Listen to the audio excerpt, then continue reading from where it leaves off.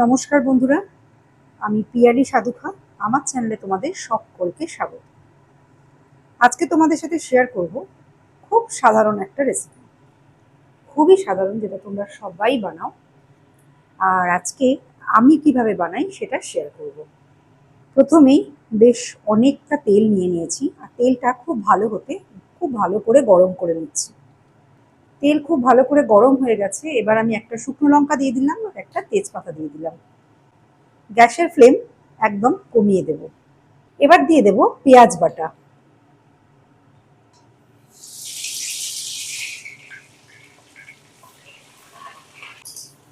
আমি এখানে 3টে বড় সাইজের পেঁয়াজ বেটে দিয়েছি।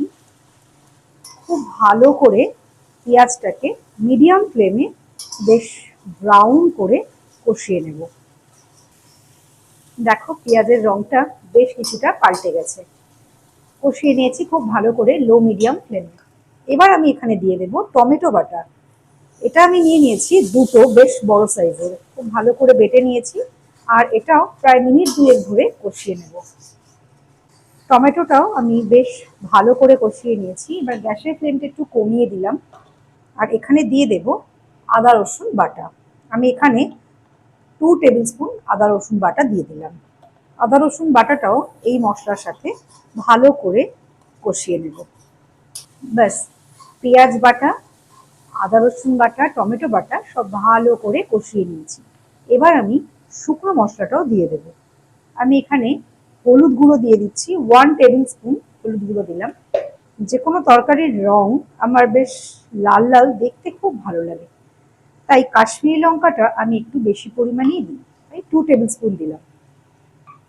আমরা ঝাল খুব একটা খাই না, তাই ঝাল লঙ্কা গুঁড়ো ব্যবহার করি না।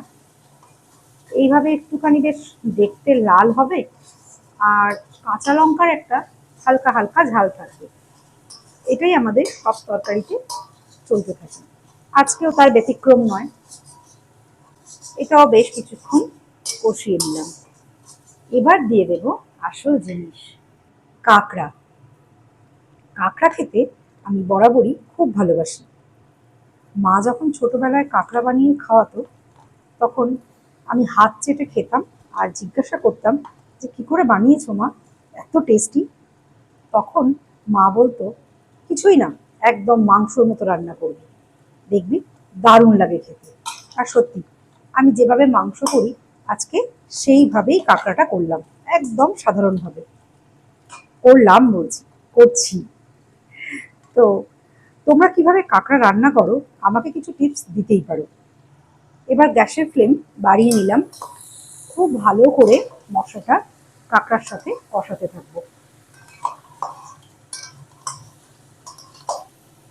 গ্যাসের ফ্লেম লো, কখনো মিডিয়াম করে আমি প্রায় 10 মিনিট কাঁকড়াটা কষিয়ে নিয়েছি। এবার দিয়ে দেব পরিমাণ মতো নুন। নুন, ঝাল, মিষ্টি এগুলো তোমরা তোমাদের স্বাদ মতো দিয়ে দেবে। আবার ভালো করে কষিয়ে নেব।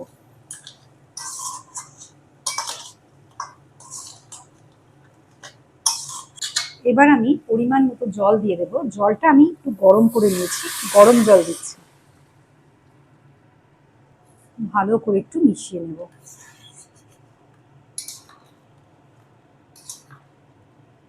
এবার খুব ভালো করে ফুটে গেছে, আমি ঢাকা দিয়ে মিডিয়াম ফ্লেমে মিনিট 5 হতে দেব। চলো এবার একবার ঢাকনাটা খুলে দেখে নিই। আহা, রং কি সুন্দর এসেছে। একটু আবার ভালো করে নাড়িয়ে চাড়িয়ে নিলাম।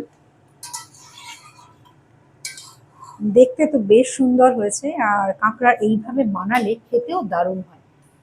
এবার আমি 1 মুঠো ধনে পাতা দিয়ে দিলাম, আর কয়েকটা কাঁচা লঙ্কা চেরা দিয়ে দিলাম। দিয়ে আবার মিডিয়াম ফ্লেমে, একটু ফ্লেমটা একটু বাড়াবো, মিডিয়াম টু হাই করব ফ্লেমে, আরও মিনিট 2 রেখে তারপর নামিয়ে নেব। তৈরি হয়ে যাবে আজকের আমার কাঁকড়ার ঝোল।